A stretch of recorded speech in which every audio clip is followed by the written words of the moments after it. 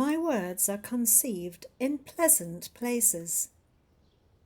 It is December, and I walk without hat or coat and in summer clothing about my garden, admiring the few outdoor flowers that are still to be seen at this time of the year. Here in this coastal area of West Sussex, we have flowers practically all the year round, and even in the rare event of really cold weather, we still have a few blooms in the greenhouse and conservatory. I am fortunate to have a few of my sweet companions with me all the year round. As I write, a bowl of flowers gaze at me with loving glances. Others are in different parts of my room, and near the window is a flowering ice plant with beautiful crimson blossoms bursting out of the tips of its leaves. My life is indeed blessed. I am surrounded by love, for all the flowers are tokens and manifestations of divine love.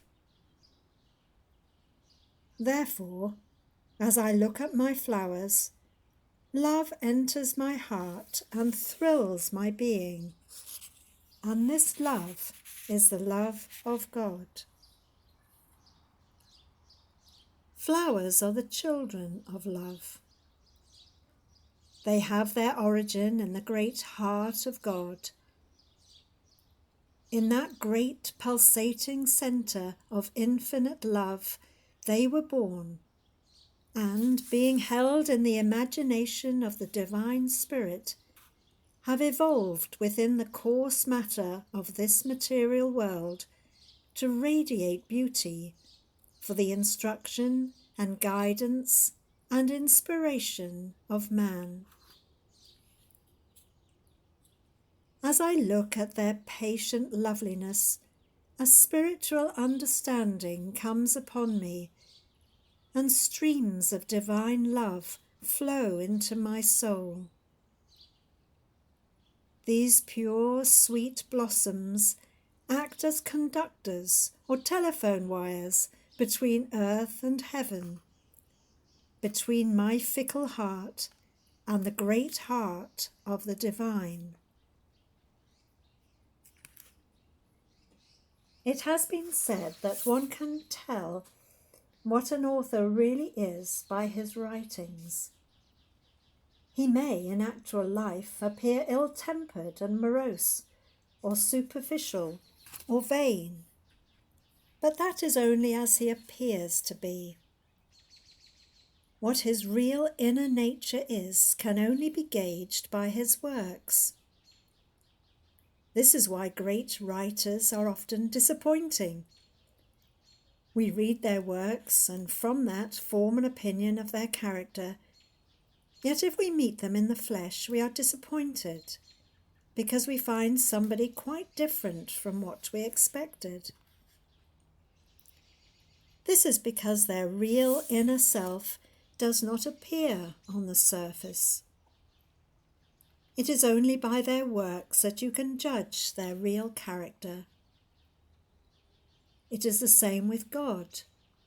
God in the abstract, God as he appears in the vast array of books which have been written about him, does not touch our hearts, because such writings do not lead us to the warm heart of the infinite and its generous, all-embracing love.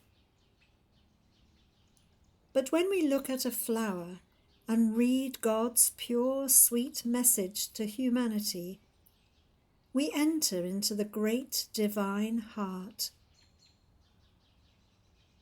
As we become conscious of its love and tenderness, we are ourselves transformed, as indeed everyone is transformed who contacts this wondrous power. You ask, how do you know that the flowers are ministers of divine love?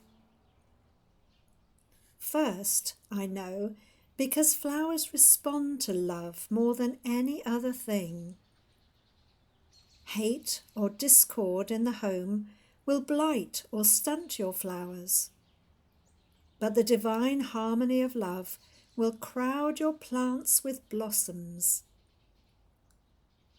Disharmonious vibrations of discontentment, irritability, selfishness, and jealousy will discourage your flowers, and in spite of their best efforts, the results will be meagre.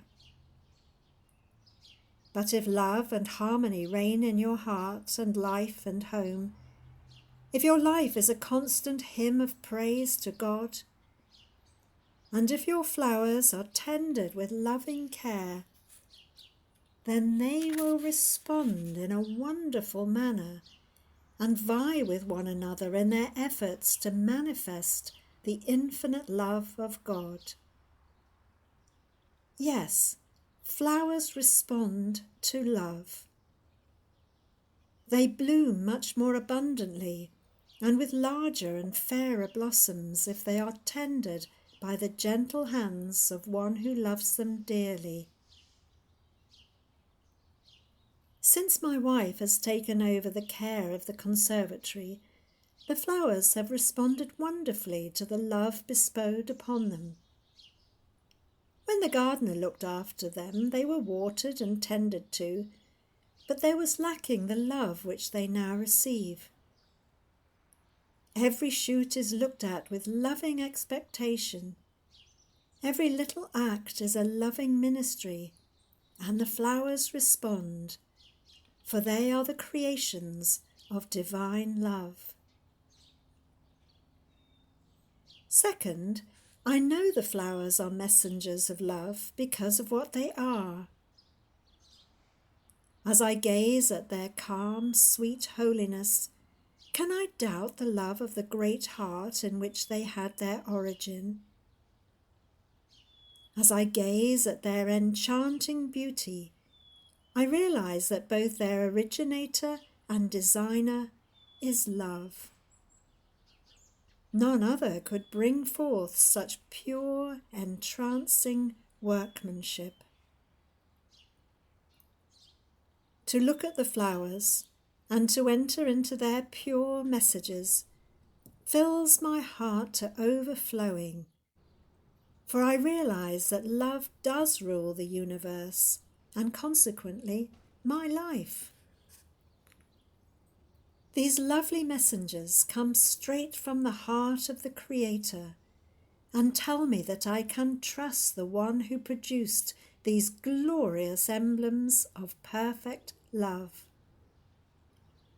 I can surely trust the intelligence which created these things, for they tell me that all the motives of the divine are perfect and prompted by love, that God's purposes are always beneficent. But it is not by simply gazing at the flowers and looking upon them merely as pretty things that we can see into and enter into the heart of God. Flowers, if we are to read their message, must be understood spiritually. To look at a flower as merely pretty is one thing, but to see a flower as the workmanship of the divine master craftsman and to read in it a message of divine love is something entirely different.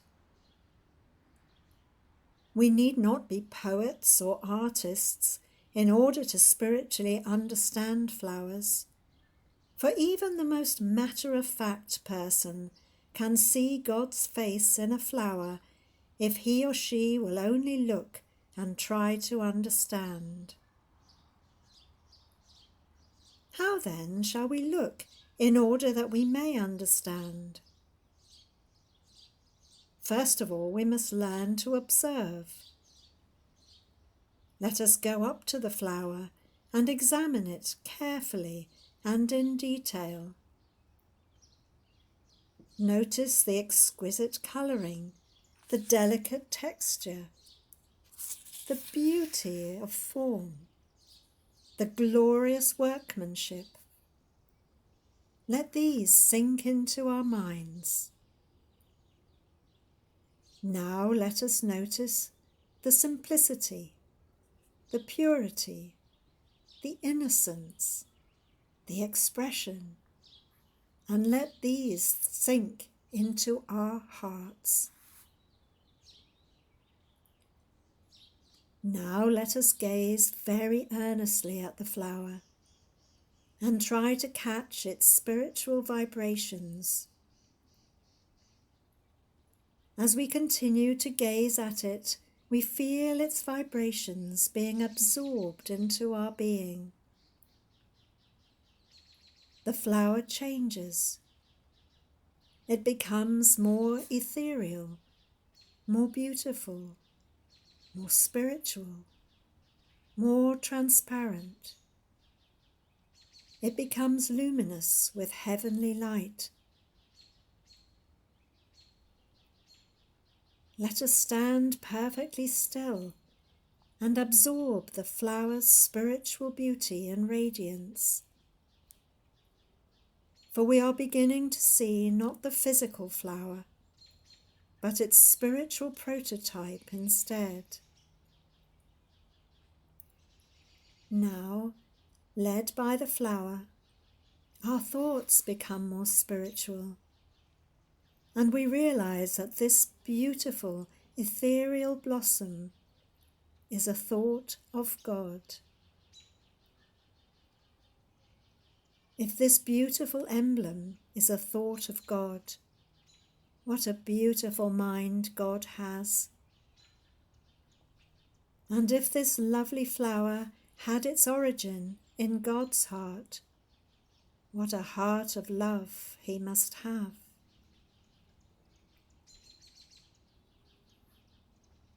We say of our favourite author or of a noble friend, that man or that woman has a lovely mind. We say of a poet whose verse draws out the best that is in us, that man has a lovely soul. We say of a noble person whose life is one of loving service, that man or woman has a wonderful heart. In like manner, when we realize all the loveliness of a simple flower and stand dumbfounded before its amazing beauty and understand what the loveliness stands for, what it expresses, we cannot but exclaim in ecstasy and wonder, what a wonderful great heart of love God must have to produce these. Therefore, the message of a flower is one of love. It reveals to us the great heart of God. It disperses all injustices. It tells us that God is not cruel, that the intelligence which produced this beauty cannot help but be one of infinite love. All our doubts and fears are dispersed and forgotten when we gaze at these dear floral emblems of divine perfection. Love is always beautiful in its manifestation. It will transform the most ordinary face and make it shine with heavenly light. Some may be plain-featured or not generously endowed by nature. But if divine love fills their hearts, how attractive they are to those who also belong to the kingdom of God. We see behind the apparent lack of surface beauty, the beauty of the soul and of the character fashioned into the likeness of the divine. Humanity, through lack of observation, robs himself of much beauty and enjoyment. So many find the world a dull place and pass countless beauties by with unobservant eyes. Yet if they would just pause for a few moments, look into flowers and clouds and sunsets and moon and stars, they would find a wealth of beauty which could never be exhausted in one life or even 20. They would not only find beauty, but also a message from the unseen in everything that was admired. For those who look upon nature with appreciative eyes and understanding heart, enter into the meaning of things. Their thoughts become spiritualized, their consciousness enlarged, their inner life quickened, as the unity of all life is absorbed into their being.